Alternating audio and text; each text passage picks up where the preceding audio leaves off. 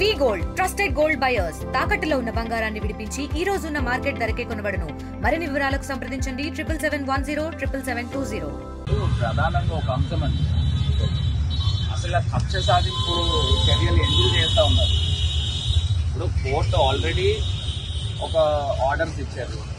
Orders ఇచ్చిన దాని మీద వీళ్ళు రివ్యూ పిటిషన్ వేసి అక్కడ ఉన్న సౌకర్యాలని తీసే కార్యక్రమం చేస్తూ ఉన్నారు. నేను అడుగుతా ఉన్నా, అసలు ఎందుకు ఇంత కక్ష సాధింపు? ఇప్పుడు పెద్దిరెడ్డి రామచంద్రారెడ్డి గారు అని అంటే చంద్రబాబు నాయుడు గారికి ఒక 40-50 సంవత్సరాల నుంచి ఆ వైరం ఉంది. ఆ వైరము కొడుకుని ఇబ్బంది పెడితే ఆయనకి చంద్రబాబు నాయుడు గారికి మనశ్శాంతి ఉంటుందా? పెద్దిరెడ్డి రామచంద్రారెడ్డి గారి కొడుకుని ఇబ్బంది పెడితే అలా అర్థం కావట్లేదు. అసలు నేను అడుగుతా ఉన్నా, ఇప్పుడు 3200 కోట్లు అని కదా మీరు స్కామ్ జరిగిందని అంటున్నారు. అసలు గవర్నమెంట్ ఎక్స్చెక్కర్ కి నష్టం ఎక్కడ వచ్చిందో అర్థం కావట్లే. నాకు ఇప్పటికీ ఆశ్చర్యం అనిపిస్తుంది. ఇప్పుడు చంద్రబాబు నాయుడు గారు 2019లో దిగిపోయే టైంకి 18,000 కోట్ల రూపాయలు గవర్నమెంట్ కి సేల్స్ ఉండేది.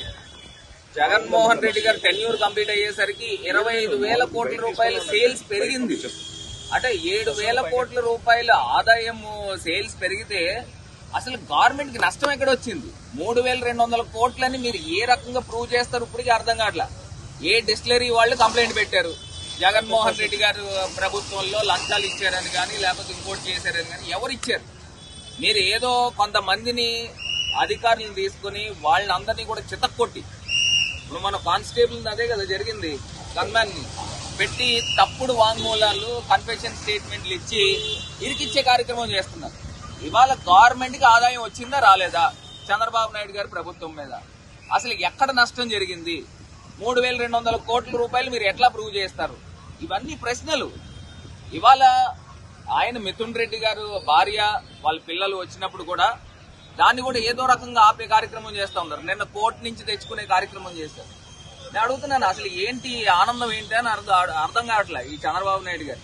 అంటే పెద్దిరెడ్డి రామచంద్రారెడ్డి గారి కొడుకుని ఇబ్బందులు పెట్టి ఆయన ఇబ్బంది పడతా ఉంటే ఈయన రాక్షస ఆనందం పొందుతా ఉన్నాడా అని నన్ను అడుగుతా ఉన్నాను. ఆరోపణలు అనేవి తప్పుడు ఆరోపణలు ఎన్నైనా చేయొచ్చు.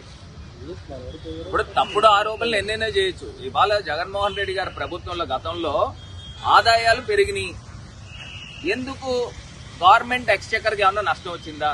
చంద్రబాబు నాయుడు గారి ప్రభుత్వంలో నాకు తెలిసి ప్రివిలేజ్ ఫీ అని చెప్పి ఒక ఫీ డిస్టిలరీలకు అన్నిటికి కూడా మాఫీ చేశారు. దాంట్లో సుమారుగా నాకు తెలిసి 3,000 కోట్ల రూపాయలు ప్రభుత్వ ఖజానాకి లాస్ వచ్చింది. అది కదా స్కామ్ అంటే, అది కదా పిట్ ప్రోకో అంటే. ఇక్కడ ప్రభుత్వ ఖజానాకి లాస్ లేదు, ఇంకా ఆదాయం 7,000 కోట్ల రూపాయలు అప్పటికి ఇప్పటికి వ్యత్యాసం కనబడతా ఉంది. మరి ఎక్కడ నష్టం జరిగిందో అర్థం కావట్లేదు. మరి ఈ రకమైన పరిస్థితులు దారుణాతి దారుణంగా ఆంధ్రప్రదేశ్ రాష్ట్రంలో కక్ష సాధింపు చర్యలు చేస్తా ఉన్నారు. ఇది మంచి పద్ధతి కాదు.